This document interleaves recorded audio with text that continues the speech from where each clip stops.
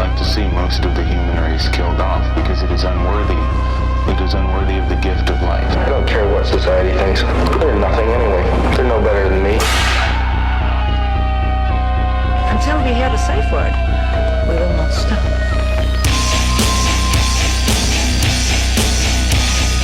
Have you ever thought what it would be like to see a person's head amputated? Think of things so horrible that the human mind cannot imagine them. See all this and more when you see on stage, in person, that crazy mix-up. I like being set apart from people. I like to be hated. Safe Word with Jason Rouse. Let's see how we are here. How do we feel about this? Because, I bet you were just on the flight here to Austin. You're like, can I just do some more podcasts? Oh, I'm down. I'm always down. No, I get it. To be honest, in my normal life, you have a normal life. Well, show it to me. Not I don't that, believe yeah, it. exactly. Welcome to the show, everybody. Ryan Long here on the Safe Word Podcast, all the way from New York City. What's the Rouse safe word? 2 fingers or an elbow. yeah. The safe words keep going. I go banana. Yeah, okay. I've never used my safe word. Yeah, banana, and you go, no, just one, not two. Yeah. Well, they Take come in 'em a out. bunch. Yeah. It does feel like a gorilla's paw inside of you when you have more than one banana inside your body. But you're not from Toronto. I'm from Ajax. That's right. Yeah. Some 41 country. That's about as far as the Hammer, right? Was that one of your local music rivals in Ajax? They were before us. They were the kind of generation before. Same age, though. No, they're older. Oh, really? Yeah, they're older than me. Like they were popping off when I was in high school. What year did you graduate? I don't know what graduate, but I was born in 85. When you left high school? I feel like that's weird. I know, JJ, he always is like that. He'd be like, Yeah, 'cause he's it was looking in for- 97 I did this. I feel like I can remember what age I am at things, but I can never remember the year. Okay. I think of it in terms of myself, not the year. Yeah. But I guess would be 2000? You finished high school in 2000. That's when my Comedy Now special came out, Oh, yeah? in 2000. So you have years attached to everything in your brain? Isn't it easier to just remember your age? Because the numbers resonate more than letters for me. Yeah, but they're both numbers. No, but I write them in my head. Yeah, you as write your age numbers. as numbers and Yeah. those letters? Yeah, Nice. I remember things. It varies, though. I don't know. I have to look at years and dates, so I have at least some sort of rough filing cabinet of where I've been and what I've done. Yeah. I've traveled. But there was a big pocket of bands that were getting popular from that area right before me was like, again, I was probably 15 when this was happening, but it was Sum 41, Not by Choice, and there a then band from- Closet Monster, if you remember them. The band from Ottawa, or Montreal, that Simple Plan. Simple Plan. Yeah. Didn't something happen with them? I don't know what happened. I think he got Me Too'd or something. But Yeah. but that was they're like low key one of the biggest bands in the country. Yeah. Like I think you think of them as like, oh yeah, it was those bands like Simple Plan, Sum 41. You're like, no. Sum 41 does like rock clubs right now, and Simple Plan still does like multiple nights at an arena. Like they're Really? they're crazy Are popular. they bigger than Billy Talent? This is all Way Canadian bigger. music you've never heard of before. Simple Plan, I think they would. I think that's a perfect example. I think that Billy Talent, like in Sum 41, you'd be like, oh, those guys that had a few songs and they were popping. Whereas if you think of, and Sum 41 was pretty big, but like Simple Plan was like massive. Yeah. Yeah. But you know who picked it? I'm just a kid and life is a nightmare. There were so many bands. And no one knows that they were French. People don't even know that. They wouldn't go to the shows if they did. No, and people would hate them if they knew how French they were. Names like Pierre and stuff. I know. They were undercover Frenchies. Well, Billy Talent's had none of those problems. No, exactly. I Are you guess going to say something mean about my friends? Billy Talent? Yeah. No, I like Billy Talent. They're great. Yeah. I was in Prague on vacation, and I'm walking around with my girlfriend. I go, that's my friend's band. They're opening for My Chemical Romance in Prague. I message Ian. I'm like, you're not going to believe this. Like, you guys, I'm on vacation. You guys are playing in town. And watched them play at least 15,000 people. It was massive. Crazy. I almost cried because I'd done shows with them at the Gypsy Co-op in front of 4 people. You know. Didn't their drummer have he got like MS really bad, right? Yeah, Aaron got MS. Aaron, yeah. Him and his wife used to, I guess, sneak into my shows at Yonge and Eglinton. I guess Really? he had heard, he told me years later, he said, I knew that you always had 2 comps under your name. And I would go up, and he'd go up and get guest list, and him and his wife, and then she became pregnant, and the band came off. I know. How old are you now? 36? That's 7. 37. Just turned, yeah. No babies. No. Good for you. I know, right? That's amazing. That's probably your biggest achievement during COVID was not having kids. There could easily have been one. Yeah, I know you're loosey goosey. I think anyone who, kind of was in the young popular It's band. me or whatever. telling you I know. that you're loosey goosey. I think I was loosey goosey, but you were probably more loosey goosey with the type of girls that was extra loosey goosey. Are you saying all the women I fucked are whores? I'm saying that They're loosey. Yeah, I'm saying And they're goosey. I'm saying there's a little bit of goosiness. Yeah, I've always, you knew what it was like to be in a band. Dude, I always think it's funny that when I came to LA, when I was pretty young Judd into died, comedy. by the way. I know, a mutual Sorry to friend bring of that ours. up, yeah. It's a crazy bummer.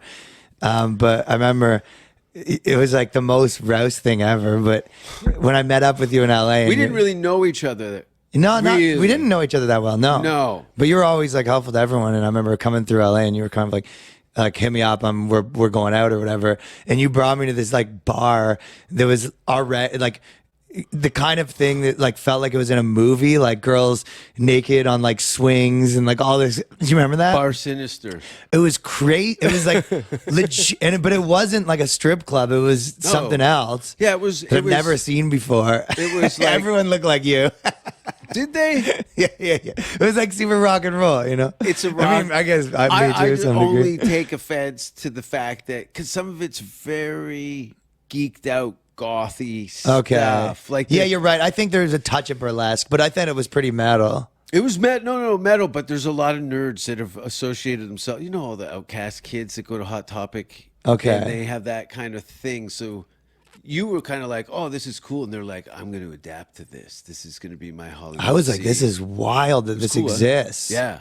They do events there on It was Wednesdays. very LA. I felt like I was It was me in you LA. gave me the proper LA underground experience. That's how you want it, though. Exactly. I knew that you were leaving Canada for a reason. You wanted to see something a little cool. Yeah, I'm show me the good stuff. That was wild. Now, what happened, because Jellystones, what's the band called that you were in? John Stones? The John Stones. Why did I want to say Jellystones? Jellystones is cooler. I thought you had a Flintstone type of theme to the, you were Yabba Dabba Doo. Jellystone pants. Park. Yeah. So what was the line of it? You just got tired of touring with a band and clearly it's a lot easier. That's a young man's game too. Yeah. And working with other people. It's a young man's game. And then on top of that, with most bands, you're part of a fad to some degree, right? Yeah. So It's generational. yeah. There's not a lot of Pink Floyds or Metallic. Well, the people, longevity. no one wants to hear their new songs. I mean, those bands you can get big enough that you can kind of you essentially you're like a tribute band playing your own songs, kind of, right? That's what the Rolling Stones is, I mean, guess. you kind of are because you're not still a band making music. I mean, you can be, but no one cares. So you kind of, in a lot of ways, are just like a tribute band that plays your own songs, except for in rap. I was just gonna say. A lot of those guys have made it work. I think because a lot of times they get to, they'll collaborate with the younger guys or something like that. But if you think Stay relevant. Eminem or something comes out with a new album, it does kind of still matter. Whereas, you know what I mean? Yeah, he's no a one cares. phenomena. Yeah, He's but a I think phenomenon. Kanye West or Jay-Z or all these people, the generation before them probably not so much. I think if Wu-Tang Clan came out with a new album, you They wouldn't just played really in Toronto. care. Yeah, they Like still. 2 I'm sure days they can ago. play shows Yeah. and have big people. But so I think you're kind of part of a fad. So once that like moment's over, unless you were just like this big mainstream band, and then you kind of be like a Foo Fighters that just cranks out whatever like the hot radio sound is at that moment. You either have to change everything and all your fans hate you, or you keep doing it and people slowly start to not care. I remember that Is that Cypress. not a good accurate description? Yeah, because it's the school is constantly changing. People are flipping it over end over end and remixing it and repackaging it. Like you, Of what repackaging what? music and art. Of course, yeah. It seems like most of the mainstream artists are parodied of things that I grew up with. Right. Everything from the fashion to the attitudes and stuff. I don't know. I haven't. What was the last concert you went to? Know what I do go to concert wise? Because I don't go to big concerts. Like I wouldn't go to see someone at Madison Square Gardens or big, or unless it's like a buddy. Floor. Yeah, Floor but seats? No, I wouldn't do. I just like don't do that almost ever. Yeah. But what I do go to is like in New York, I go to jazz a lot. Yeah. I do that like probably 10 times a year. Yeah. Have a nice drink. Yeah. Is this a solo thing or do you go with somebody? A girl, yeah. So it's a date. Yeah, night. but yeah. But I do that like a lot. That's like that in movies. But I'll go to you telling me you when want some legendary quality guys over in quantity? town. To me, it's more of like a vibe thing. See, Yeah. I think at first when I stopped kind of doing music, there was some degree of like I just don't want to be around it. You know what I mean? Like I left. Like You've been overexposed. yeah, I kind of stopped it, and I was like, so now it's like I went back to Toronto. I went to my friend Il Scarlett's show. Like I'll go to my friends' shows and stuff Yeah. like that. But as far as like going to watch a band, I almost like don't enjoy it because it's more just like I'm so like when I quit something, I quit it. Yeah. It's almost like going to hang out with your ex-girlfriend to some degree. No, So I think that's why jazz to me it's like it's more of a vibe. You're like course. I kind of feel, especially you in New have your York, you're like this hands is cool. tied. Like you've given yourself up to the performance, opposed to being jacked up about the performance. You have so much chaos in your life. You just want to chill the fuck out. I think that's it, and I Some like guy- it. You're like this is cool. Yeah. Yeah, or like a In New cool York. funk band or something where it's like a cool band but not necessarily famous. Sometimes it'll be, in his little scene, it'll be kind of, oh, this guy's popping, he's coming through. Yeah. And it's interesting, sometimes you go to a lot of these places like New Orleans, to me, like that's super cool. Yeah. And a lot of those musicians do the same thing comics do, where they'll play like 3 spots that night. Oh yeah, I heard They come Prince used to rolling do that. around with their trumpet to the 4 different, spots to go It's play. expensive to live in New York. Yeah. You got to carry your trumpet to a few spots. You because do. You need all 3 of those shows to make it worthwhile for the night. Do you know, like, it's hard to probably go watch comedy without studying it. Like, it's hard to just go and As a comedian. Yeah. Yeah. Yeah, I feel like that to some degree by watching a band. Like, it's hard for me to ever remove out of that. Okay. You but I do stare feel at like the drummer. yeah, I stare at the drummer. I think about like, oh, is this like what moves they're making and Yeah. like. I just like analyze it the way you and I also probably like analyze comedy, but with I feel like when you're watching jazz, it's more I watch it as someone who I feel like isn't part of it. Where I'll be someone will come on and I'm like, oh, do you think this guy's like one of the new happening guys in the scene, Yeah. or do you think this is? And then you'll be like, oh, this is like the old legend that kind of kicks around the scene and everyone respects him. But I kind of put my narrative together while Oh, I'm you're watching naming it. these guys in your head. Yeah, You're giving yeah. them jobs. That guy's got 2 kids. He lives 2 doors. Yeah. Now, because of This jazz, guy has a part-time job. Oh, this is the guy that's a banker, but they low-key respect him because he's so good. do you think that the jazz is because it's very improvised and unpredictable that you can give yourself up to it? Yeah, Yeah, I think so. you know how songs are written. Here comes the chorus. Yep. Da-da-da-da-da. There's a time signatures, the melodies. I'm just rambling about what I think music is. No, you're right. But when someone's doing a improvised guitar lick, your curiosity's perked because you don't know where he's gonna go, and neither does he. You nailed it when you said you can give yourself up to it. Yeah. That's what it is. You can honestly just kind of be, and then there is something about the like coolness of these cool. grimy. It's kind of like when you brought me to that bar. I was just like, whoa, what is this? Yeah. The like jazz places. There's this cool vibe of like, oh, this is probably what it was like in the '60s when it was popping. You know. And that's the thing is everyone in that bar is on the same page. They come for the same nostalgia. Yeah, and all of it. They nostalgia of something that I wasn't there for in the first place. But the players are so authentic and killers. Yeah. That you are like, you're really. You know in what the else? past. I always think it kind of reminds me of comedy, which is very cool, and few things have this. Is that jazz, like way more so than any other music, and comedy has this. Whatever, like a comedy club has, you know, the guy who's been to jail, then the nerdy university kids, Fat guy. Yeah, you know what I mean? All these different people that are would not be friends in any other scenario. Yeah. Jazz has that too, where it's half of it is like kind of, you know, it's like a lot of black church guys. That's a Yeah. huge, like a lot of the drummers were, you know, church drummers, or And the singers. the piano player's a church guy, Yeah. and then it's, you know, kind of the university kids that have the plaid jacket on, and the nerdy Drummers. Yeah, the nerdy white university kids. Then you Tuba players. yeah, Yeah. yeah, yeah. Then you have like some like cool, like kind of hood black guys, and then you have some like rock and roll white guys, and then you have like some people that are, you know, like legitimately like, yeah, works at a bank or accountant or something, but he also still like the dentist who's still low key this like virtuoso guitar player. Or Yeah, whatever. never talks in the green room. Yeah, and but he shreds. and there'd be no like, why would these people be friends other than they all do this one thing? Yeah. And to me, that's cool too. And not many, like, music doesn't have that, because if you know, the punk music's all people that look a certain way and generally from the same kind of upbringing and whatever, right? I think comedy's the most inclusive art form, Of course, it is. Ever. Yeah. right? What other scene has so many different types of people that are That's all the thing, together? is we know that we know these different types. The outside world is making flip judgments on the way we look and assuming that we all share the same ideas, and that's not true. Yeah.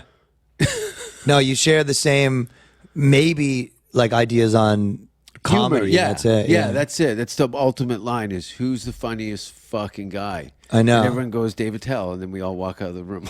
Totally. Yeah, I really don't think.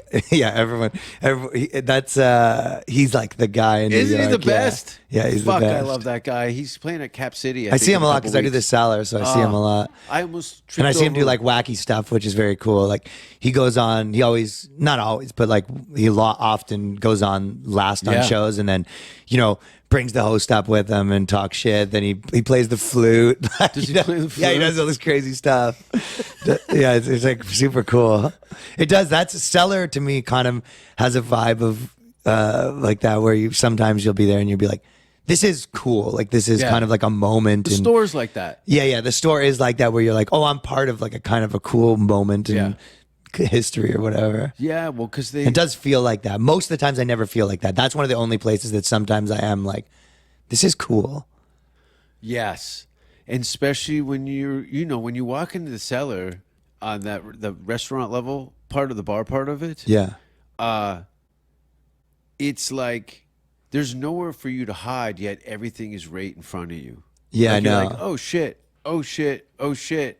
And then you got to go down that narrow staircase. It's a fire hazard with some of the cooler shit in it. Yeah. You know what I mean?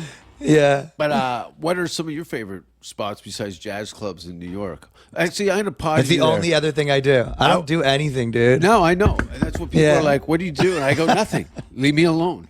Stay away. Dude, I make videos and do that's what you were saying, like, oh, you're sick of podcasts. What I said was, when I'm on tour in a different city, I'll do as many things. But when I'm home and I have like a busy ass schedule, then, you know, slotting in the podcast at 2 a.m. or 2 p.m. is like fucks up your day. Yeah, and also the fact that, Canada. What was, I was leading up to the band part, but you started working for Much.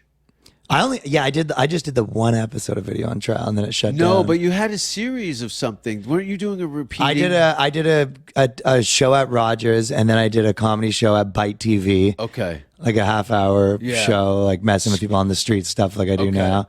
And then I did 2 different digital series at CBC. And the streeter stuff that you were doing, we're talking 10 years ago. I've been doing that since I was like 15. So I've been doing that for a really long time. Tom Green made an impression on all of us. He did. He kind of every person that does that kind of stuff that's around, our age, he was the guy. And I know he's the best. And he like brought me on tour and stuff. And I know you're buddies with him. But I always think it is kind of funny. I'll have this with other people, even like Attell. Like I wasn't so into comedy when he was popping up, but there's other people that I always thought was really funny that he's their biggest influence. So I might be like one generation removed to that. And I'll see that you can see that with even because almost like I'm sure there's people that would watch stuff that I do and like it, and then maybe like not really get the Tom Green stuff, and you're just like, well, yeah, because like we all like basically copied him, and then you kind of add your thing to it, the same way that everyone does that with Attell. But if you only see the new generation, then the one before, like how many people probably that are like on the internet right now that would watch like Tim and Eric, and that would feel super dated, but they'll love the guy that is basically doing the new. And like so many people probably love Eric Andre's show, and then they'll watch Tim and Eric, and they'll like, this move's a little slow for me. Steve Martin, and then there's the before that Steve Martin. So there's always the one before, and then so it's kind of interesting that. No one looks back. I have a really grasp of like because the culture just keeps moving. It always keeps moving, and then you'll be the thing that scared me. It does move, doesn't it? It always keeps moving, yeah. So that's why, like, to some degree, I have a philosophy of, like, doing things for, like, a certain amount of time and then retiring it and starting something new, because trying to always update the current thing, it doesn't work because you'll never be as good. You're better off just starting from that new thing in the spot. 100%. And that is a hard pill to swallow for super a lot of hard, people. yeah.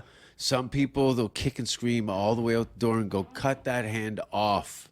Because you have too much baggage, yeah. It's like, it's like the person who starts a company to solve, a problem that exists right now as a person that has the other company that they're trying to transition into that space, right? It's like so much easier from scratch. So that's cool with YouTube and podcasting. You'd be like, if the thing you're doing is starting to sort of, feel a little dated, you can just stop and start a new thing. Yeah. You literally can jump into like all the social media platforms or frequencies, and every platform has a list of rules and has a pacing.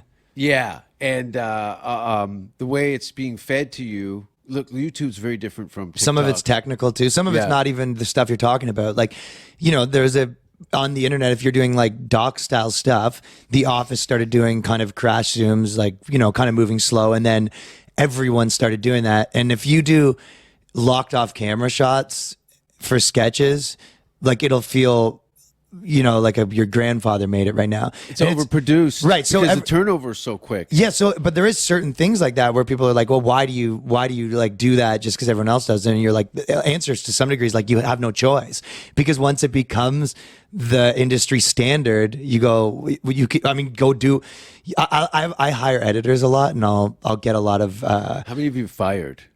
You don't really fire them because it's like mostly contract, so you can you can just not hire people again. Like I only have one or two people that are like legit kind of on salary, and I've never fired them. But if you're talking about like people that are been doing it for a long time, I'll get so many people that send me stuff where it'll be like their videos they're making or have 3-second intros at the beginning, and you're like, dude, you just have no clue how the internet works. You're like talented technically, but you just like have no. They want the credit reel to 16-year-old's look going to great. destroy you. They're more imposed of how polished the turd is that they have. Of course. And you got to start from the middle. Yeah. And imagine doing stand up, and when you sit here and it's like a drunk crowd, or you sit here and it's like, the crowd's a little older tonight. You're going to speak a little different pacing. You know what I mean? And there's a clutch. You might do a little more premising with one. It's just like it comes natural to you, right? Like that's how you respond to an audience. But the internet's the same thing. Like you can ignore it if you want, but like then don't even put your thing out at that point. Yeah. No, you may as well be on horseback in show business. No, it's so crazy, the idea that people are like, well, this is the way I want to do it. And it was like, I get the like message you want to do and the humor you want to do, but like the packaging and all that other stuff, it's like, you can have your, well, this is what I want, like, and just have no one look at it if you want to, I guess. know. I've had arguments over that. People, I'm like, well, good luck. You got a great pile of shit there. Good luck with that. Every stand up, don't you find that that's the like when kids start doing stand up, and me included, everyone starts stand up and they'll be like, no, I'm going to do it my way. Yeah. And then you find out, like, you watch them slowly just be like, oh, that doesn't work. Like, No. yeah, you go, no, I'm going to do stand up differently than other people did it. And then just like slowly you watch them stop doing that. And it's like watching somebody stand on a 12-foot ladder on the very top of it. It's such a shaky thing. Yeah. And those are like, you should climb down. They're like, no. No. I'm going to do it like this. Yeah, I'm it's going a to panic move. I'm going to change the game. Yeah. I think this is with everything. It's How not about just get with in the stand up. game? Get in the game. Try to get in the game first. Maybe yeah. set up a social media platform and start feeding it and see what gets traction. Yeah, get in the game first is really good Yeah. advice. Yeah, so many people, comics that have been at it for 5-6 years. I'm like, you've got 3 pictures on any of your media has nothing to do with comedy. Yeah. And you're trying to get booked. Yeah, you you're- have nothing to show for it. And you've given the tools, like when you gave up on, and not even gave up, but when you got to a point where you were tired of pitching shows and to various networks and platforms that you thought would kind of mesh well with what I you're don't. doing. I would say that I didn't get tired of it. I just realized that it was unlikely. yeah. Like you could, like when the last 5 years, when then, or whatever, I guess 7 years probably as of now, like probably starting in like around 2015, it was just like I had enough meetings and enough things to kind of know that this is not like a smart move for me to be trying to go down this avenue. Yeah, the amount of hours. You just be like, oh, I'm going to be like a white dude trying to pitch like wild sketch comedy shows in Canada, dude. It was just like there's, and I was in that system to some Yeah. degree. You know what I mean? Yeah. And it was just like very, it's go where you're. I mean, even move into cities. Like you go, where's what I do? Where will it be like the most appreciated? You know what I mean? As opposed to changing what I do to try to fit. And you go, I could just say what I am and what I do is like Denmark for me. Yo, yeah. You know what I mean? Like, Yeah, I had yeah, no you've done idea. that. You've got enough I've gone to continents. countries, and sometimes I've got gravity in places I didn't really anticipate. Yeah. So I always tell the guys, like, if you're a live performer, you want to perform in front of audiences that speak English. A lot of people speak English around the world. Why would you limit yourself to Ontario Of course. when you can go to Ireland? Yeah, because I think, well, a lot of people don't want to run a business. They want like a job, you know? Like a lot of people are in this and they're young. And when they start, they're young and they have that like entrepreneurial energy to some degree. And No then execution. Yeah, exactly. But then also like entrepreneurial energy also takes a lot of energy. So I think a lot of people as they get older, they're just like, I don't want to run a business. I want to have a job. And that's why like fear to some degree forces them into that position. And a lot of them use their defeats as part of their identity. So they're always constantly complaining and in a misery a good because point. so like this close. With what? Again? I was this close. Yeah, again. It's always, fuck. Yeah, I could have had this. Or, you don't want to be El Bundy No. with a blown out knee and a You coot are wife. right. I've actually, that, like what you're talking about, I do think about that kind of thing a lot. Like, If people saw the You have amount of hours that you spend cutting video over the last decade, oh my God. you've probably got 5 years in a box. Maybe more, dude. I know. It's very possible. It's a I have lot no more than idea. that. Yeah. You're not. You're smiling, but I know it. There's sadness in there. It's I all like of it. us. This is I all, like it, This yeah. is show business. Yeah. No, But it's you're hard. right though. You would if you choose your narrative of like, Yeah. oh, I'm Victim. which I have done. Well, you were in Canada. Yeah, I mean, But when you got to New York, they're like, we don't give a fuck. but daily it is. I mean, it's like it's not just a one switch where you go, oh, I won't be a victim. Like it's hard. It's always right. Yeah. It's so easy to be like, oh, this isn't working out. Like, and it's so like this is like from like a Be a Millionaire book like that I read a long time ago, but it was like if every time you think of one thing that. Of why you're a victim, make sure that you then think of one thing for why you are lucky. Yeah. So it's like if you like trigger your brain, like if you have those two like triggered together and then you catch yourself, just make sure you do both. It's like a good way to get yourself out of that mindset. 100%. But it also takes practice because you're being subjected Consciously, to yeah. various levels of stress and concern.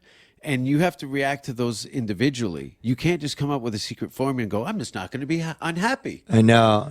You have to assess it. And also, it's extra hard because in entertainment, like you are a victim. Like, Yeah.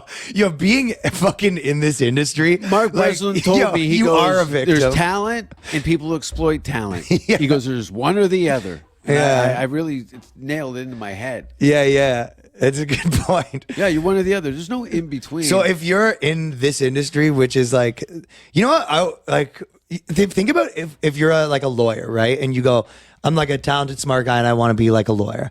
And you go, okay, so if you go to school, then you go to law school and you finish the thing, you do all the things to become a lawyer, like 90% probably get to become lawyers if they actually decide to. And then, you know, the ones who kill it make tons of money and the ones who don't kill it make, you know, 120 a year. You might have some crappy lawyer job, right? Mm-hmm. Whereas in stand-up or any entertainment, these fields, it's like you do all the things and then 80% of people make $0. Yep. So it's like if you 80 just is just being general too. right, yeah. So if you just look at like schematically these kind of industries, like you do have a bad deal. It sucks. It's not like a smart decision. So if you're looking for ways to kind of be like, oh, I've got a bad deal, you have plenty of them. Yeah, they're But coming. it doesn't help. Yeah. No, you can always count on a bad deal coming.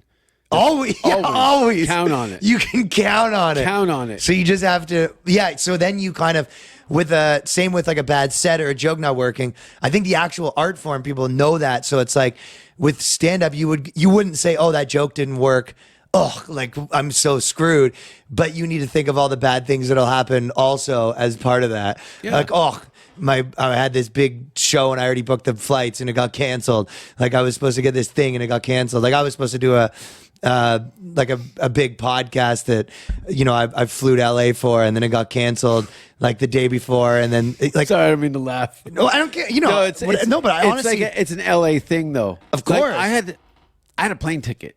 no, plane ticket. I was in LA. Oh, no. Like I got there and it was kind of like a hassle. I can't cancel something to get, you know, you do things and you're like, okay, this whole thing cost me whatever, 15, and I just have to like, I honestly think I'm somewhat equipped. Like That's obviously part of the gig.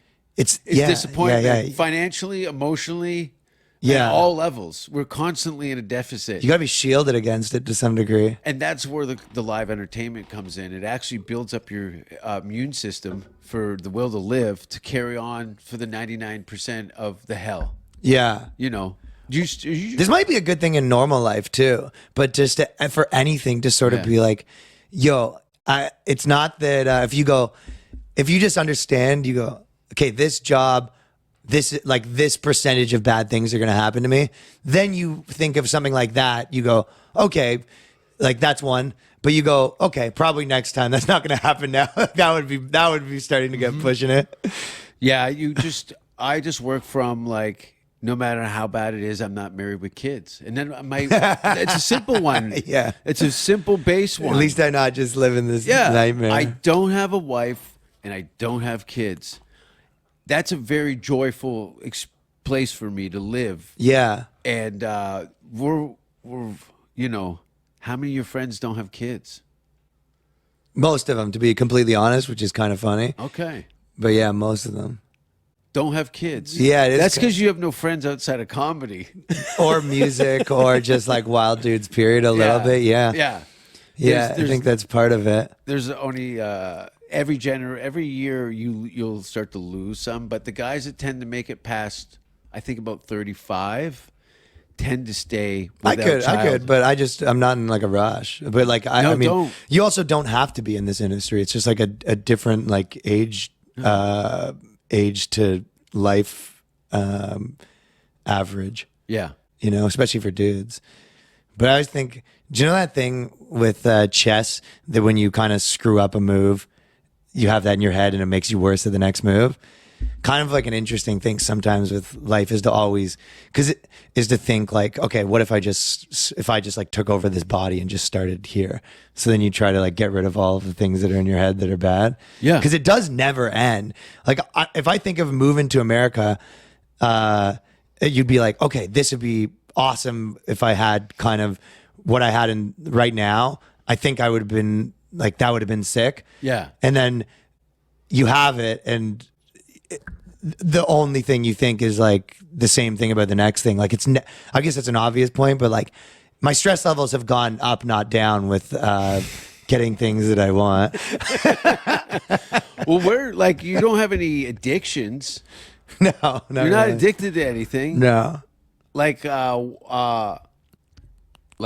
what? You're very intrusive to people on the street. Yeah, I send your stuff off to friends. It's fun when friends of mine send my friends stuff to me. Like, you got to see this. Oh, nice. Yeah. But That's sick. the amount of risks you take with just strangers in New York, it can go sour. Like, do you have any horror stories? But I think that is just the doing it so much. It's probably like someone might say that about you on stage. Like, Okay. that was a risk, and you were like, to you, it felt like that. Yes. To me, I've done this a million times. Okay. You know what I mean? Yeah, you're very close. Yeah, well, the people. that is a part of like you know, energy of like, even if you're doing like sales, right? Yeah. There is like a right way to stand to sort of. You put your toe in their personal space, and then Yeah. you just slowly slide it under them. You're kind of hypnotizing and controlling Yeah. people with your energy, right? Yeah, you're a cobra. And I'm sort of like a big guy, but I'm not a scary guy. Yes. So you kind of it's all based on how you how other people see you. You know what I mean? You're self-aware enough to know where your limitations and boundaries are. I think you couldn't be good at it if you weren't. No. Yeah, any of this stuff. Even with Tom's mania and crazy, he's very calculated and picked his targets accordingly. he was the best. Some people would get caught in the aftermath. Yeah, it's fun to see some people really fuck up the entertainment industry a little bit. Yeah. The only difference is with street stuff versus stand up is that I feel like, you know, comics a lot of times right now have to do content. So they'll be like, oh, I'll do street stuff because that's like crowd work and I'll be good at it. But it's different because crowd work you're doing for the audience that's present, and street stuff you're doing for the audience that's not present. So I feel like anyone that's good at it, you're actually thinking like an editor, not a you're not looking for a laugh. And so that you're looking yeah. for a different type of laugh that I feel like people's brains don't register. So most people are bad at it for that reason. Well, yeah, as you're filming, you're making notes. And then you're thinking about how I'm going to edit this while you're talking to them. Because you don't even know, there's no script. You have some bullet points and an idea, but then You're looking for an improv game to Yeah. get them in. Yeah. But it can't be an improv game that they're in on what you're up to completely. You know what I mean? Because then it's like there's nothing. It's gross at that point You're so straight faced. I don't understand. because you're playing dumb. You are totally like, can you help me with this situation? And people are like, yeah, we like you're a nice guy, and then you fuck them. Yeah, and that's because and part of it is in reality, I am fairly smart and quick, but I also am fairly stupid in a lot of ways. So I am kind of like loopy and I kind of have probably the same way that a girl that maybe is smart but like hot can get things from people by like acting stupid. Yeah, you're blonde with big tits. Yeah, I'm sometimes like I'm very easy to convince people that I'm like really stupid because I like a little bit am. It's the blue it's eyes. like kind of true. Your blue eyes are empty behind. They're like, oh, this autistic boy's really trying to make it go in show business. Yeah, so it's disarming, right? Yeah. Like people when you're talking to someone and you're like, this guy's an idiot, like that's I mean, Ali G was that. He was like, Yeah. oh, this moron like rapper guy. So it's like disarming because you're like, I'm so much smarter than this moron. And in some ways it's like true, but you also can use that energy. Totally. It's all using But if you did other that in people's the weight. crowd, if you're messing with the crowd, you have to tell the crowd exactly what's happening so they could laugh. Where all these variables in when you're messing with people on streets and doing pranks and stuff like that, all those variables have to be left unclear, and that's where like the tension comes from, which is like the exact opposite of on stage. you must get surprised constantly by what people are responding to in something that you've clearly created a narrative to land in a certain spot, but they're all over this side of it. And you're like, oh, Do you know what I'm actually am surprised about is that even now with everyone knows about TikTok, everyone knows about, Instagram, everyone knows that clips can go viral. Yeah. And it does surprise me the extent to which your average person, and I'm not even talking about like some homeless guy, I'm talking about just like a guy in a suit, within like 3 minutes, you can get them to be like, yeah, and then my girlfriend, and like talking very personal stuff. Like I've had things where sometimes I won't release it just because I'm like, this is gonna like ruin that person's life. oh, really? Yeah, That's like- nice. You see, people never see that side of you. No, It's but this tyrant. But yeah, like I don't mind like posting when someone says wild stuff. But like, let's say someone, has like a big job Well, and they're complaining about their Berg boss will- and stuff. I'm like, yo, if I release this, I have a big platform. Their boss is going to see it and they're going to get fired. Like there is things where you're just like, yo, why are you telling me this? Are you crazy? Plus, some of your guests feed off of that, and they're trying to get you to hang yourself with your own rope. Yeah, Right?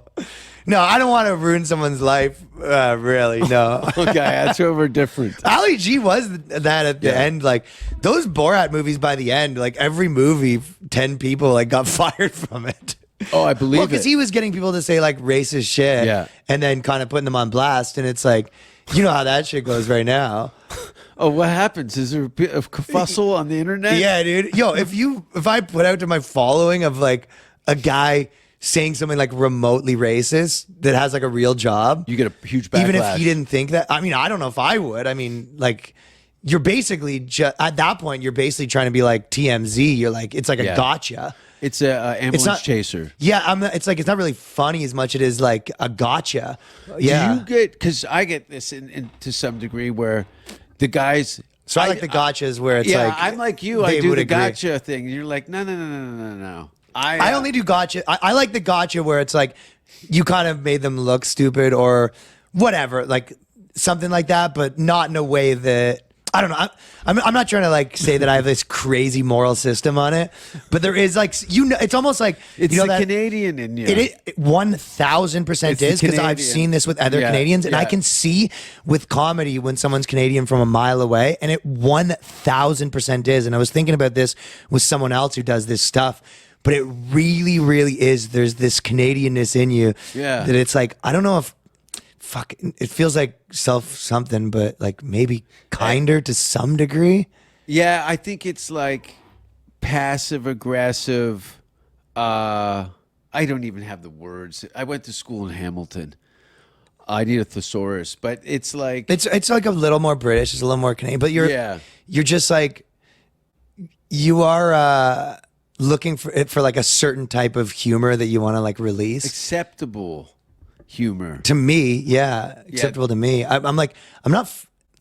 I mean, I've put wild shit out there, and I do constantly, but there's just a difference between like, let's say you got some girl to like admit that she like cheated on her husband. It was like that is like wild, but like or vice versa or something like that, and she was like drunk, and you're just like. I don't know if this is That's funny. entrapment, though. I don't know if it's funny or you're just like trying to get a viral moment by, like, Well, I don't know. those clips. Of, Maybe it's not. Maybe it ceases to be comedy at that point, which is why I don't like it or something. Well, it is. It's a. It's almost like a. America's Funniest Home Video, but it's always rooted in like a malicious hatred, where people because everybody with a cell phone now is a videographer. Yeah. So people have gotten huge careers off of single clips. Yeah, maybe it's that too. It almost feels like hack. There's so much of it on the internet. Yeah, it's overexposed. I don't know. I think it's whatever. It's a combination of things that makes up your sensibilities. But yeah, you'll just be kind of editing, and you're just like, I don't know to put this in. Canada. I don't want to be. Who a was it poo-poo. recently? There was someone else that I was watching, and I was like, I think this guy's Canadian, and then I looked it up, and he was. And it's like, I really feel like I can tell with comedians from a mile away if Yeah. they're Canadian from the like Aaron Berg, who was just here, perfect example of like very, very aggressive comedy, but it does have this like kindness to it. Yeah, there's some vulnerability. Something. He's clearly focused in certain subject matter purposely to aggravate them to a degree of him going, We're all here having a good time. I said that to freak you out. Let's move on. I know. Yeah. But we have a sense of, there's an apology. Norm at the end of Macdonald too. every- Yeah. Yeah, of course. Same thing. Like he's in some ways kind of like the biggest bully in the world, but in a lot of ways, he's like doesn't say as mean things as a lot of people. Harlan Williams says terrible things to the audience. Yeah. Mean, but it's Harlan. Yeah. So he's telling you how. Why do you sloppy think your that shirt is? Why he? They love like him. Americans are more straight shooters. Like they very are. They'll just say it. Whereas it's Canadians, it's always sort of like a satirical. We have a beat vibe. to kind of reflect on it, where they're kind of like shoot first, ask questions later. Yeah. You know, where we don't. I think if we had more guns in the country, that the people would be more aggressive. I don't know. Maybe. We need some guns in Canada. I don't know. What do you think of this whole Texas thing? What Texas thing? Oh, just period being here? Yeah. Now, besides it's 150 degrees outside every day, you're a New Yorker, and you Austin have been. rules, yeah. Yeah, but you clearly must hear like the gossip coming from Austin as far as like Everyone what's says it's going the on spot, here. yeah.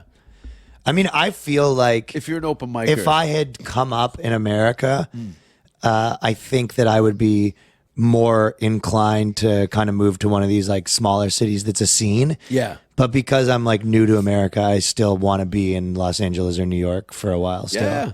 I want to be like in the thick. I like doing the Comedy Cellar and the Stand and these places. And 100%. it's like, it's not like I dude, came up in America from where- Ajax, and you're at the biggest entertainment capital in the world. It's Yeah. the Ivy League University for stand-up comedy from Ajax.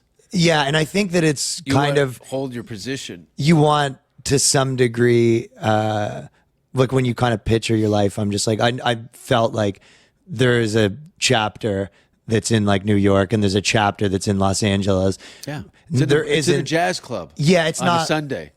It's really not just, yeah, I'm gonna go move and try to just be in Austin. It just doesn't feel like the part of the plan for me No. at this moment. If you were 10 years younger, like I told every Canadian comic, if you're under 30 and you have no wife and kids and you're living in Canada, you're an idiot, Of course, right? yeah. You're an idiot.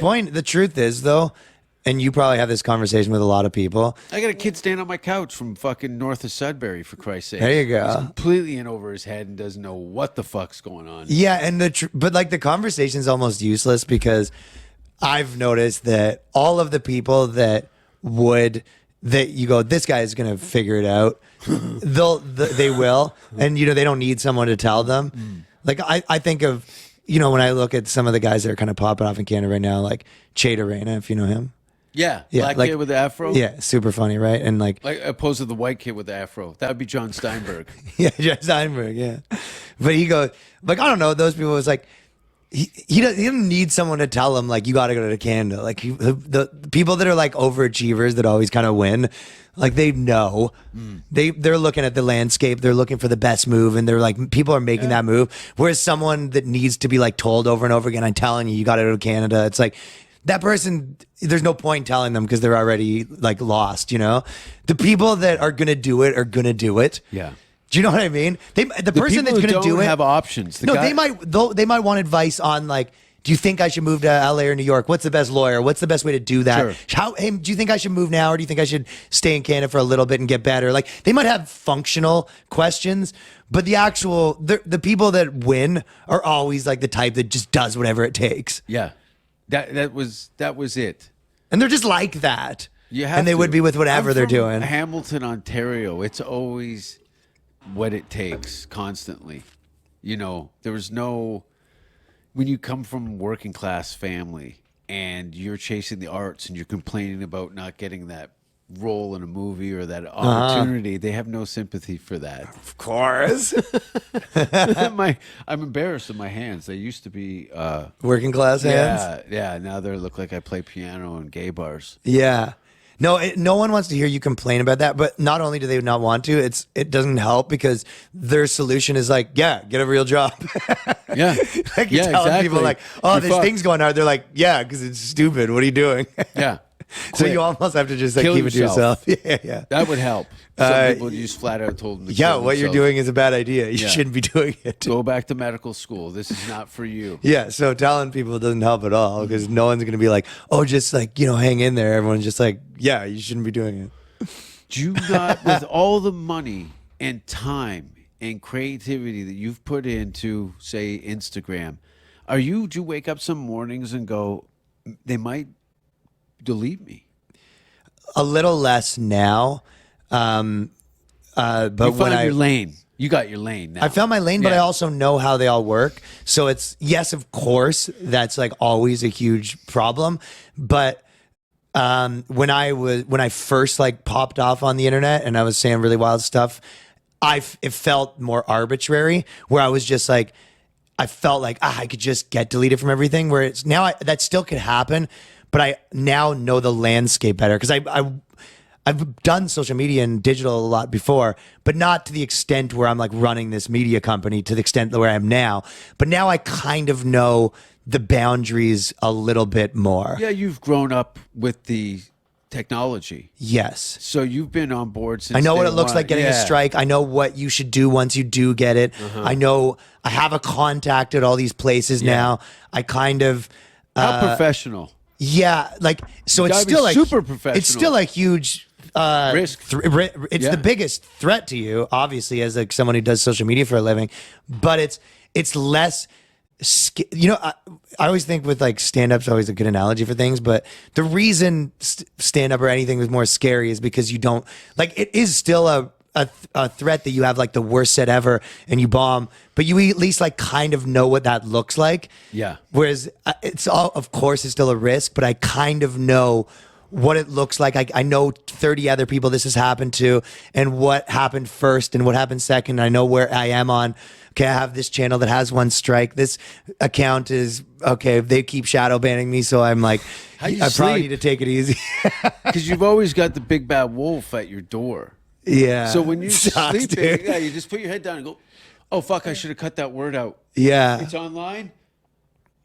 That is another conversation, though. You know, when you go, like, no one wants to hear about your problems with your show business problems. Like, no normal person wants to hear any problems about show business. Yeah. You know what I mean? And no one really gives a shit about they're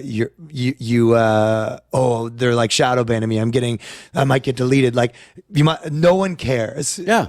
So it's like It's imaginary place anyway. yeah, and honest to God, it really is when they kind of delete people. It's like even your fans act like they care, but they'll find someone else to, you just stop showing up in their algorithm. So it really is like, And there's so much bands that coming were on down the the radio pipe. every day. Yeah. And And then they stop putting them on the radio and you go, oh, what happened to that band? I kind of just stopped hearing them. Yeah.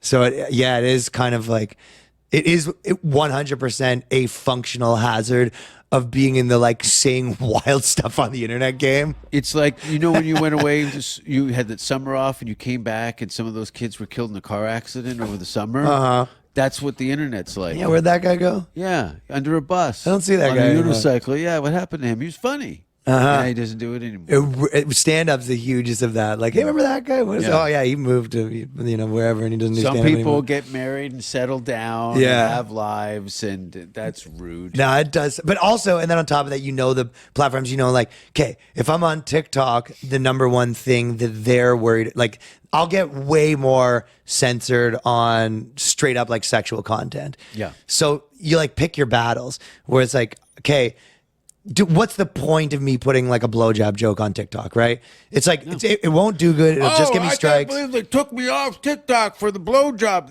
And then on top of that, I would have been famous, but Yeah. It's not even like you're being a pussy. Like Yeah. there is certain things where you go, you know what? If I like take the gas off these certain topics, I'm like kind of being soft because, there's certain topics where it's like, yo, this is like a huge issue and you're going to weigh in on it. And my opinion is the thing you're not supposed to say. Yes. I feel like I do have to do that, but I don't have to put a sex joke on a platform that's going to censor a sex joke. So Yeah, at least, you don't want to why? Just why? draw unnecessary attention to your good stuff by getting put out For through what some reason? bullshit. Yeah. So I, things like that where you go on YouTube, they go, if you have a swear, like if you say fuck in the first 30 seconds, that like kills your stuff. You know what I mean? So if I have a fuck in the first 30 seconds, I'll bleep it. Like, is that me being a pussy? I don't know. That covers the. But like, what battle am I fighting by like fighting that? You know what I mean? Yeah. Some people think that that's encroaching on their freedoms, but you don't own the platform. They can make up their own rules. And they do, and they change them. And Yeah. oh yeah, dude. Yeah, it's wild. It's a losing battle. It maybe gets worse too. So it's all a When was the problem. lane change from when was you just focused on YouTube? Well, I focus on all of them, but I make but videos the first predominantly thing for YouTube. Yeah. was the YouTube videos. Kind of not. No? I mean, Was it Instagram? I've built up Facebook pages before. So Okay, yeah. So when I was doing sketches before, like that was when Facebook was hot, but I Yeah. didn't own those pages. But I was like going viral like crazy on Facebook, and then I put all my stand up on TikTok, and that like really popped off. Then I had a bunch of videos that were like kind of really popping on Twitter and Instagram a little bit, while my YouTube was kind of like I was getting hundreds of thousands of millions of views on like TikTok and Twitter. When my YouTube was still like a big hit was 20,000. Yeah. Then I had a couple big YouTube videos. Then it kind of transferred where, to me, that's the most important one, YouTubing and podcasting. Yeah. So that is the one that I focus the most on. But that isn't really like the order wasn't that I popped off on YouTube out of the blue. It kind of popped off secondary. Yeah, and like you said with the Facebook pages and stuff, people are like, "Oh, that's that guy." From Yeah. 4 years ago. Now we're over here and we're subscribers now. Yeah. Yeah. YouTube's probably the best one. Yeah. Out of I think all the best. It feels like you can post the most aggressive stuff still, even though it's I put my special out on YouTube. right. Whereas like most platforms, I think a lot of that shit would get taken down. You don't think Netflix is going to have me?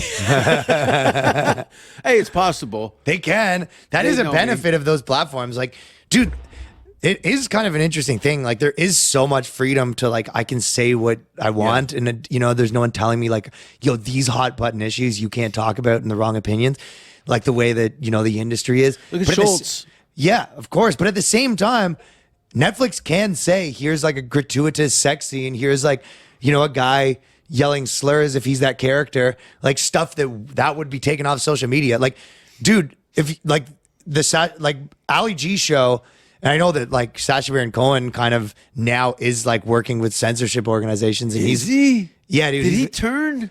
Yeah. I mean, I don't know if he sees it as turning, because he sees it as like probably he was making content to fight racism, or that's what he would like probably characterize what he used to do as. But he basically like kind of makes speeches for like the ADL and stuff like that. And then What's the ADO? like a organization that essentially Anti-Defamation League, but like one of these organizations that tries to, get people banned from platforms for saying like, what they would consider to be, It's a mob. Angry mob. Yeah, essentially. That's kind of what they are. But they're like they're a organized, sector of the mob, essentially. Yeah. And then, but if you made like Throw the Jew Down a Well right now and put that on YouTube, and you're like, no, but I'm like making fun of people saying Parodying. you couldn't put Throw the Jews Down a Well on TikTok. You couldn't put Throw the Jews Down a Well on YouTube. Like, What about you get a MySpace? strike, Could you most put likely. throw the Jews on a... I don't. Yeah, maybe that was like the Wild West more. But MySpace was a big thing Most before. places that would get taken down, but it was on Comedy Central. Yeah. So it's like you kind of still can put Wilder stuff on TV, but they just won't, because the social media platforms just have AI. Like there's stuff in Quentin Tarantino movies that you just couldn't put on social media platforms. How many more Jackass movies are coming out? I hope they keep making Is them. it just going to be Steve-O with a celery stick in a wheelchair going push? Yeah. Definitely. I was bummed they didn't put Bam Margera in the last Jackass. Totally. Big as controversy. as a stunt double to any. Yeah, they use. I think he's going through a rough time. He's always going through a rough time. Bam Margera's the best. He was a rad skater. He's the GOAT, dude. Yeah. I love Bam Margera. People always say I look like him, but You're not He's way bloated. fatter. I don't know. I get it so much, but I don't know why. You look Maybe the more energy or like something. Anne Heche, I think. Ellen's ex-girlfriend. The psycho chick. Shit. You got that Anne Heche. Did you see Steve a lot in Los Angeles? Yeah. I actually did a download festival with him. He's great. He's great. Yeah, and he's I love great. his transition from film to comedy to podcasting. He's a big YouTuber podcaster Yeah. now. And he was very aware of what the social media could bring to further his career. Of course. A lot of the guys haven't been on camera since the last movie. Where Steve-O's been Well, Johnny very Knoxville active. kind of became a movie star. Yeah. I think on-air personalities from that tribe would probably be Steve-O. Steve-O's like low-key a huge internet star right Yeah. now. Like, obviously, I guess you could say, like, anyone famous, like if Russell, but that's not, actually, I'm going to go back on my own point because there are huge celebrities that, like, even like Sarah Silverman's like a big comedy star. Yeah. Go look at like her podcast on YouTube. It's like, 8,000 people watch it. Like, you Yeah. know what I mean? And there's like Howie Mandel, he has a podcast and it's like, you go look 2,000. Yeah. And there's like big celebrities that you go, this is like a huge A-list celebrity and they have podcasts that, 15,000 people listen to, and that's with like big guests too. So it is It's sort of hard. a different game. And Steve-O did crack it. He has a huge podcast, a huge YouTube channel with a weekly video. So yeah, he did Good it production, fucking good. too. He's very tuned in to... Russell Brand's another guy that does that. Yeah, Russell Brand. Every time I walk away from Russell Brand, though, I'm like, fuck, we're awful people doing terrible things. Like, he's so poignant, and morality is, it's heavy. He's a heavy talker. Yeah, he's very heavy. deep, yeah. It's the stuff that I've seen. Very British. Yeah. That's not really my cup of tea, but I'm just saying the technical part where it's like he went from being a movie star to like Loki, a YouTuber. Like, Yeah. I don't think that, I know He backed out of Hollywood. Yo, but if you think about that like 10 years ago and you said, yo, that big movie star? What's he doing now? You go, he has like a YouTube channel. Like, to me, that would be, you go, oh, sorry to hear that. Like, that That's would be an American tough, thing, though. that would be a tough fucking, but now I don't think it has kind of that same No. stigma. You go, like, some of the biggest people in the world are like YouTubers. And not only that, but they have no some of the radio or audio-based personalities. They can go out shopping. No one knows who the fuck they are until they open their voice. I know. Like, how many times have you been in a what do you call them? Bordago in New York. Bodega. I'm white. Bordogo. Bordogo. And you say, "Can I get so and so?" Blah blah blah. And someone goes, "Hey," and now your immunity. You get people coming Huh? up to you I missed it. from Say it hearing again. your voice. Do they pick up on you and go, "Oh, hey, are you that guy?" I get people who recognize me. Yeah. From your voice specifically, or oh no, you're pretty active in New York anyway. But I mean, what scenario are they just hearing my voice but not seeing my face? they're standing behind you at a glory hole, and they're like, "Is this fucking chick gonna come or not?" See, that's the director. Yeah. and you going, "Where are we?" Yeah. Yeah. What's the vibe? Is there a movie? I get, but I do get these days a decent amount of people. It's always funny but it's so hard to get people to come to shows, even if you have like a lot of fans in a city. Yeah. Like, it is the last thing that converts. Like, I do pretty good, but it is, like, you can have a pretty big following and it's still hard to sell tickets, right? Like, I think of that as bands. Like, there's a lot of Yeah. bands that I listen to. The regular where you tell me, you go, oh, they're playing in New York today. I go, I'm good. Yeah. But you get that all the time with someone on the street. I'll be like, dude, I'm like your biggest fan. I love the podcast, blah, blah. I go, I'm playing tonight. He goes, you should come. He goes, I'll go, biggest fan. I huh?" like you. I just don't want to be near you.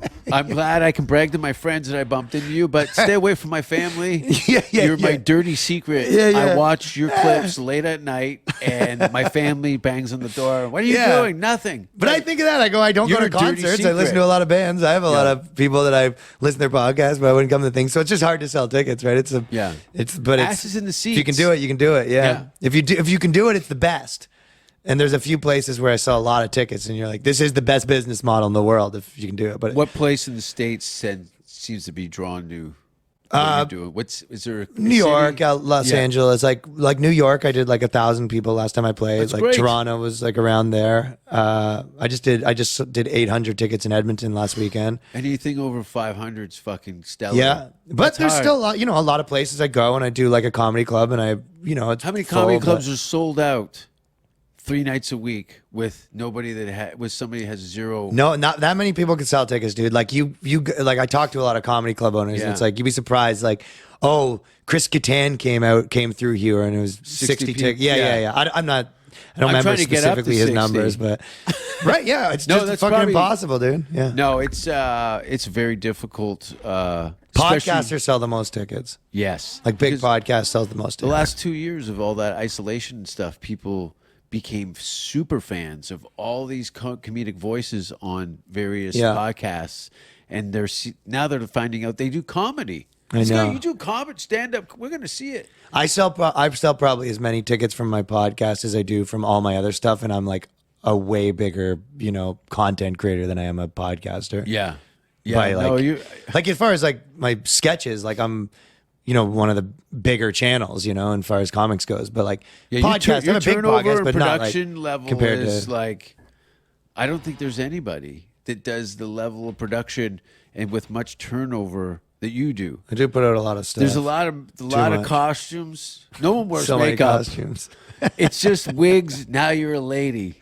No Yeah. one changes their voice. I love costumes, dude. I really do love Oh, that is it shit. Danny? I get like honest to God hyped about Dressing up. yeah, it's not even the dressing up, like the actual putting it on as much as like the buying it.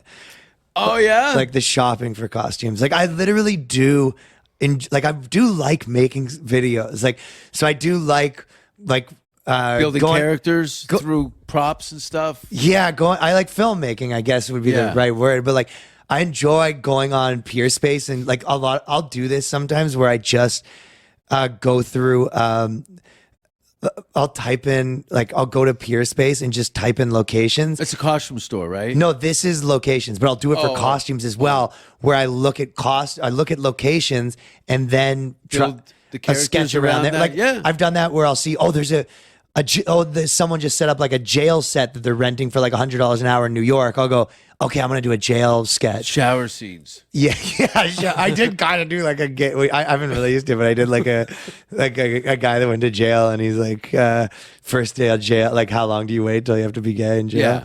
Yeah. But some of that I do that where I go through Until and somebody decides that you're gay. You don't really have a choice and you're yeah, gay. yeah. And that's just what get chosen. No, the guy was saying, he was like, dude, like you don't want to be homophobic in jail, dude. That's we really don't like that. So you gotta. Some guy with pigtails and a heart on. Eat it. Eat my pussy cock. I love it, dude. I just like doing a sketch where I could save so much money because a lot of the things I could do so much easier. But I like getting locations. I like getting like going through Amazon and looking at costumes. I'll go to the costume store for things that I could easily just order on Amazon because I like going to the costume store. Or people trying to put other projects for you to direct. Not for me to direct, but there is a lot of people trying to get me to do this and that. Yeah. Be involved with lots of different things. Yeah, they're like, well, you make it look so easy. Why can't you do it for me too? yeah. You're like, It would just be I would be very expensive. So I think a lot of times you're kind of like, my rate is going to be too high for what The value average. that I think this would bring you. yes. Like Yeah.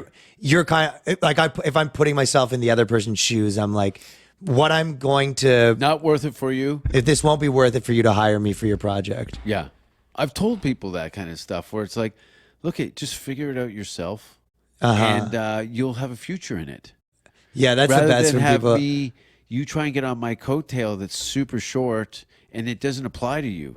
It's not going to work for you. It's not gonna. Yeah, what you think this is gonna bring to you, it won't yeah, work. it never does. It's such a custom thing to yourself that people will emulate it and try and copy it, but it always looks flat. Yeah, everyone trying to. Yeah, You like must get the video sent like biters. People trying to remix your shit and rewrite it. I get what I used to do though. So the thing is, Oh. I used to fucking do this shit where I remember sending people my sketches when I was like fucking 16, which I now I'm like, fuck, I was such a little cringe fucking 16-year-old sending everyone my shit. Boomer used to burn DVDs. I know, I used to do all of it. Come out and corner celebrities in front of the hotel and ask them to take his DVD. I was He was shitting into a bucket or something. And I look back. So when people do that to me, I have a little more sympathy. Sympathy for it's That's like that Canadian because I did again. it. I was that guy. The Americans wouldn't have any sympathy, but you're a Canadian. You're a little more like forgiving. Well, I'm just like, mistakes. how could I possibly be like, yo, you fucking loser when I did it? Like, just be so like hypocritical. I do that.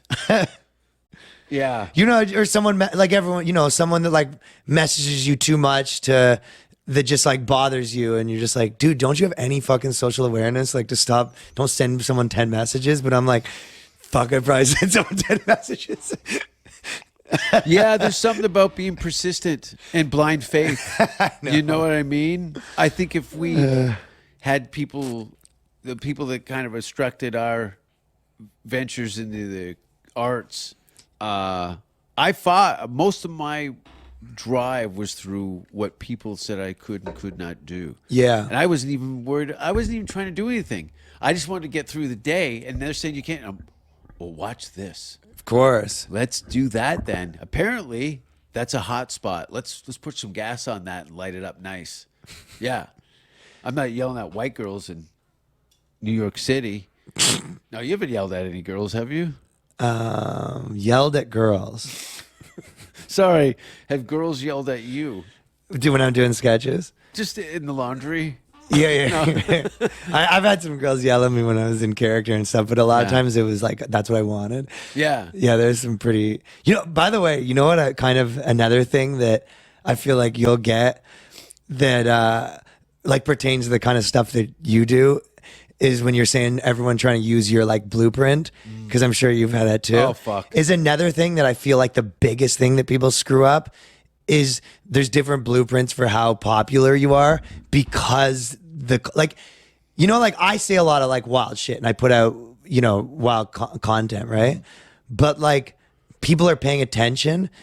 Whereas if you're like, let's say if I did something and I like to some degree got canceled, like there is some like positive to that as well as a negative. Like at the end of the day, you're on the internet trying to attract attention. That's the game. And attention does leave you vulnerable. But if you have like 1,000 followers and you're saying like really wild stuff, there's not very much utility. Like it's almost like the comic that's just starting and they're doing the like, fucking corpses and, saying the N-word and all this shit. And you're just like, there's not like, you're not at a spot where anyone's going to care. This is only going to be negative to you. So it's almost like, you need to figure out how to do like a Subway joke. Like, But all they need is one interaction and they'll go, that's all I needed. That one fuck you from a stranger, that one negative response to what they were putting out. Yeah. It's crazy. But it's the same with crying. It's like when people, if you're a big celebrity and you make a video where you're crying, right? It's like I think that's like obviously the corniest shit. But a lot of people will. John Cena? Yeah, he does shit like that, right? Yeah. Yeah. Did he cry about titling a part of the Asia? Yeah, something to do with Asia. And then he learned, he said it, he went back and did damage control. And, Jesus Christ. So he like legitimately, if you think about it, when people do like that kind of stuff, half people are going to be like, this sucks. And half the people are, people might like it. Girls might be like, oh, that's so vulnerable of them. But if you have 1,000 followers and you're making videos of like crying, it's only gross. Yeah. I found there was a guy out of the Maritimes, and it was over a 2.5-hour YouTube confession about how he'd been a part of a religious YouTube channel, and he'd made $1 million and spent it all on coke and whores. Nice. And I played that video so many times. It's great. It was. I get emotional thinking about it because this guy. It's my grape lady. If he wasn't crying, it was just so great. It was so great. I love it when Christians hang themselves with their own cocks. That's the My Pillow guy kind of too. Who's the My Pillow guy? Is this guy? He's got this big company, My Pillow, and he was like a crack guy. And was like a big drug addict. And then he was like he tried to start this company that was like a right-wing pillow company. Okay. And right-wing pillow company. Right-wing pillow company, like pillows for patriots, right? Yeah. And everything else. Oh, he's like a billionaire now. But, Really? It worked. But yeah, probably had to get all his teeth redone and all that stuff. He was like a crack addict. That's the thing. The These reverse, I guess. shysters kind of get their just desserts. Yo, dude, if I could, do it all again from birth, Shyster. there is so much money to be made in being Christian. Like, yeah. Oh my God. Yeah. It is like, comics that are just like, yo, I'm also Christian. It's like, do those gigs. it is a fucking moneymaker. They got offices all over Being the world. being religious, like, is so lucrative. And all the pussy, too. They do, yeah. They get a lot of hole. You can't take you get in trouble if you do a lot of it, I guess, if you're trying to be. A lot of those guys get in trouble for fucking being more Christian, but It's crazy. It's so hypocritical so many times. it is such like you don't even have to do jokes about being Christian. You just have to kind of be like, oh, also I'm Christian, and then you're like, oh, he's our guy. Fuck, it's the best deal. Yeah, I think for me and you, the boat's passed on that one. Yeah. There could be I could have a flip and be a full-on evangelist. Yeah, you could be like a reverse born Sam again. Kinison. It'd be tough though. Yeah, you're not gonna get like I had plastic surgery. dude. If you can be the Christian comic where like families come to your shows, you are printing money. Yeah. No, and they're just like, oh, we'd like to make a donation. Yeah, they'll just on give top you of money. The ticket. Yeah. It's weird. All that blood money given to, and then the guy, anyway, is he behind me? As my house is draped with pentagrams. Do you find that like, because everyone's way more religious. Like I didn't know people that was just like your average guy that was religious, except for like kind of black guys. Like now I know a ton of people that are like normal guys that are like go to church every Christians, Sunday. yeah. I think it's Like part of so a much rehab more normal program. here. I think a lot of people choose religion because they don't want to go to AA meetings. Yeah, but I mean, if you go to AA meetings, you still have to be religious, kind of too. Exactly. So they just go all in, and then there's a community. And anyway, I don't know what they're doing. I have a sticker for you. Noise. If I still...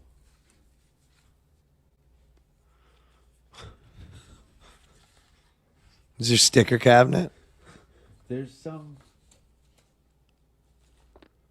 of these. You're one guy that has more skull shit than I do, and I have some skull shit. Boomer made fun of me one day. Had my check bag on his floor. I was crashing at his house at Bathurst and DuPont when they live across from the beer store there. Yeah. Casey Corbin still lives there.